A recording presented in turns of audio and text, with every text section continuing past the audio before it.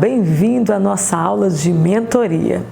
Hoje nós vamos falar sobre homilética. Isso mesmo, a arte de pregar. Esse assunto ele é muito contundente, eu acredito que vai ser de grande valia para você e para você ampliar um pouco mais o seu conhecimento acerca de assuntos que agregam não só na sua vida, mas na vida de pessoas, não é? Sobre homilética, a arte de pregar. O termo homilética é oriundo da palavra grega homiletike, e significa o ensino. E é interessante porque isso aqui está relacionado tom à família, porque o verbo grego homílio significa conversar. Daí então resultou o termo homilia. Uma homilia é também uma pregação. Então a função da homilética é ensinar os princípios da pregação e da oratória, porque o pregador é também chamado de orador.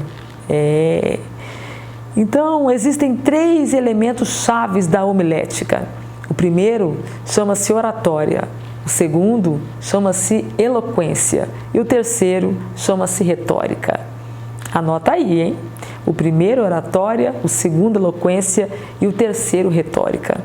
A oratória é a arte de falar em público.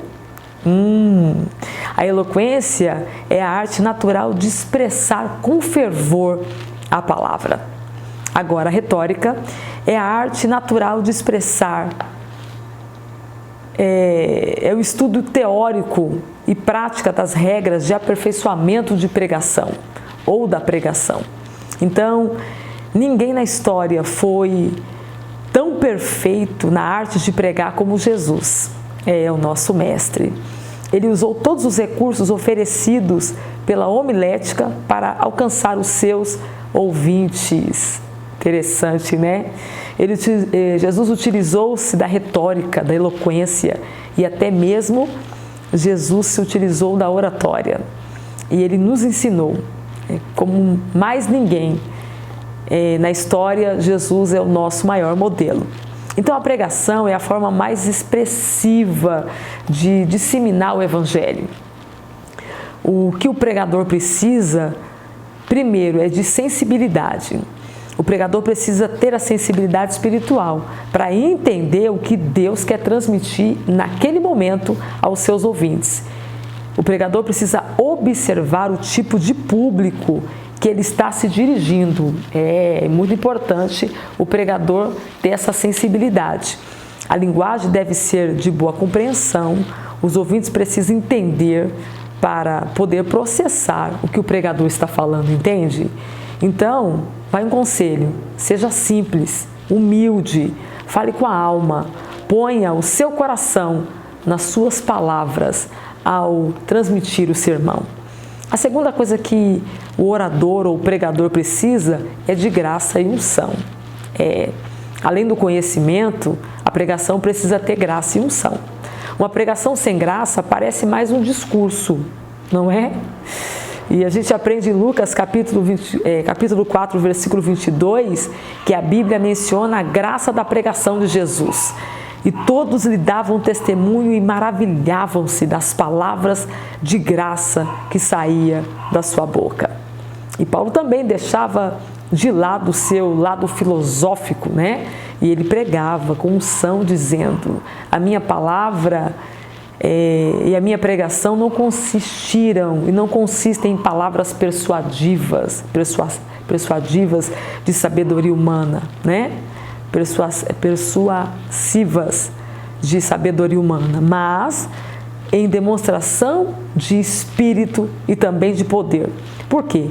Porque é interessante a gente observar isso que Paulo disse em 1 Coríntios capítulo 2, versículos 4 e 5, porque ele está falando que a nossa fé não se apoia e não deve se apoiar nunca em sabedoria de homens, mas no poder de Deus.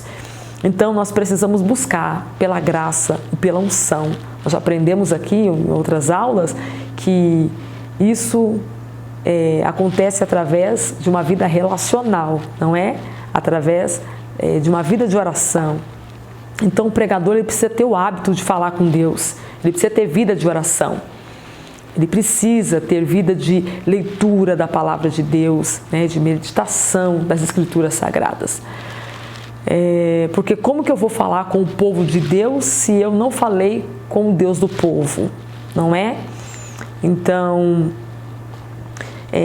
estabeleça uma rotina, comece orando, meia hora antes e depois, leia mais a Bíblia, se dedique mais na leitura e logo você vai querer passar o tempo todo, muito mais tempo de joelhos e também lendo mais a palavra de Deus.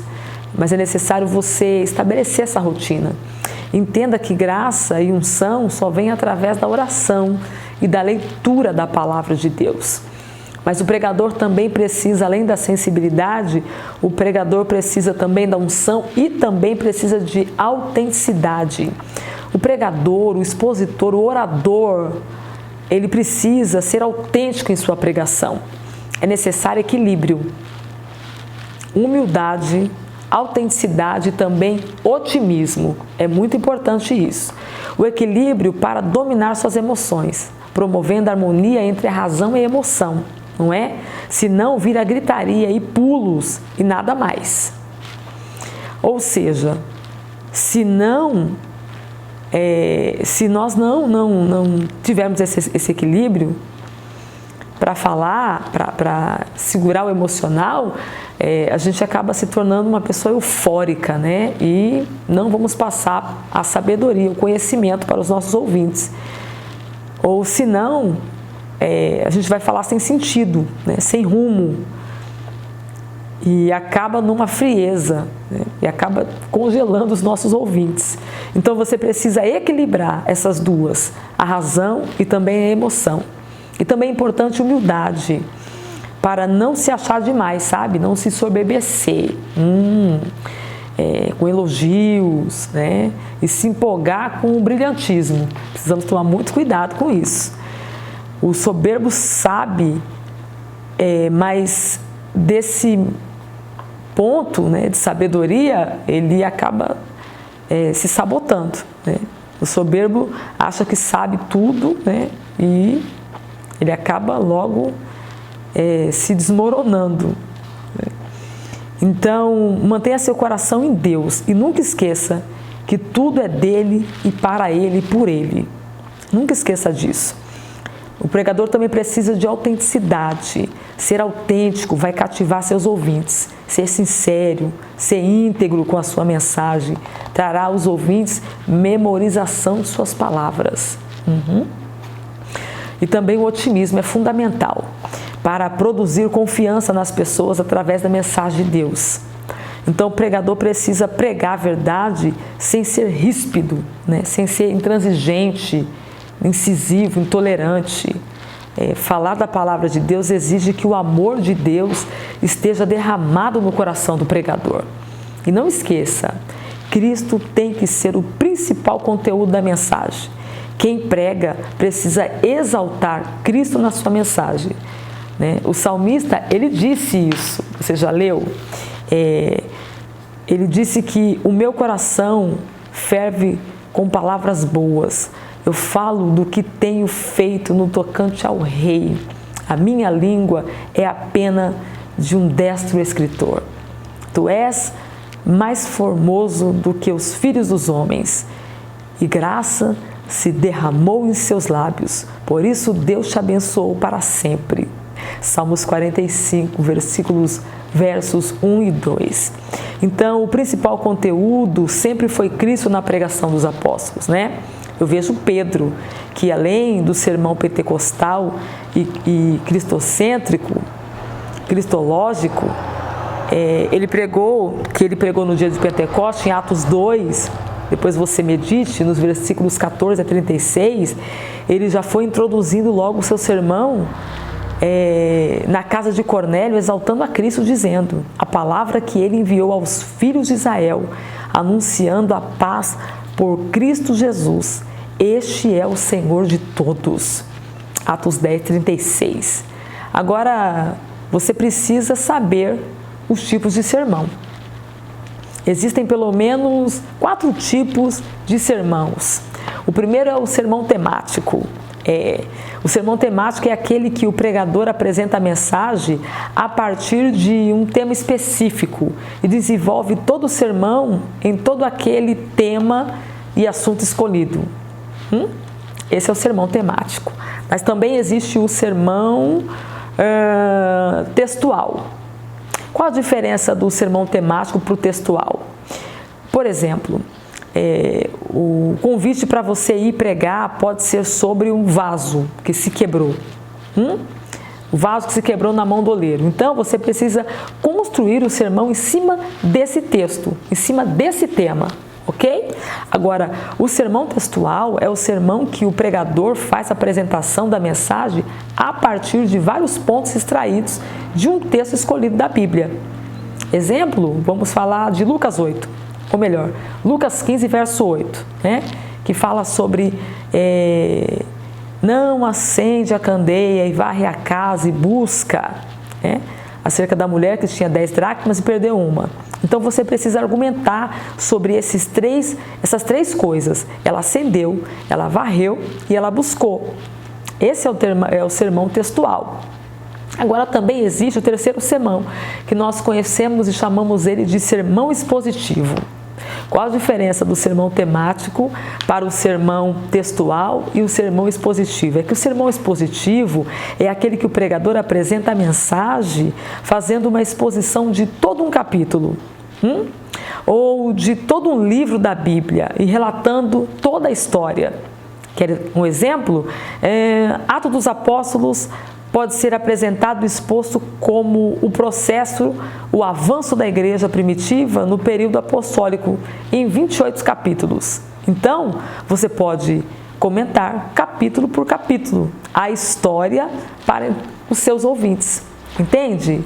Então, esse é o sermão expositivo. Agora, existe também o sermão biográfico. O quarto sermão é o sermão biográfico. Esse sermão aqui, o biográfico, ele se desenvolve por quanto o pregador expõe a mensagem a partir de um personagem escolhido da Bíblia, falando sobre seu segmento, sua mensagem, sobre a sua vida. Então, essa mensagem aqui requer que você estude bastante sobre o autor. Agora, não se engane, tá? Você precisa de preparo intelectual. Quem prega a palavra precisa investir seu tempo em conhecimento. Paulo disse isso para Timóteo: persista em ler, exortar e ensinar. Então, o pregador ou o orador precisa gostar de ler a Bíblia, precisa gostar de ler livros, que poderão lhe ajudar como ferramenta para o seu crescimento intelectual. Então, comece agora tendo uma vida de leitura. Pessoas me dizem: irmã Luciene, mas eu não gosto de ler. E eu sempre digo, tudo na vida é uma questão de hábito, Hábito e disciplina. Você é que comanda, é você que determina sobre os seus hábitos e também sobre os seus gostos. Comece sem gostar mesmo. E logo, pelo hábito, você vai se acostumar, se contagiar e nunca mais você vai querer parar de ler. Então, o pregador ele precisa ter uma vida de devocional. O próprio Deus disse isso para Josué: não se aparte do livro da lei. Então, acorde cedo, durma cedo, mude seus hábitos, tenha uma disciplina. Procure ser alguém que doutrina seus hábitos e você viverá uma vida intensa ministerial. Porque eu não posso ter uma vida ou uma expectativa de sucesso se a minha vida de oração e sacrifício é baixa. Pense nisso, ok?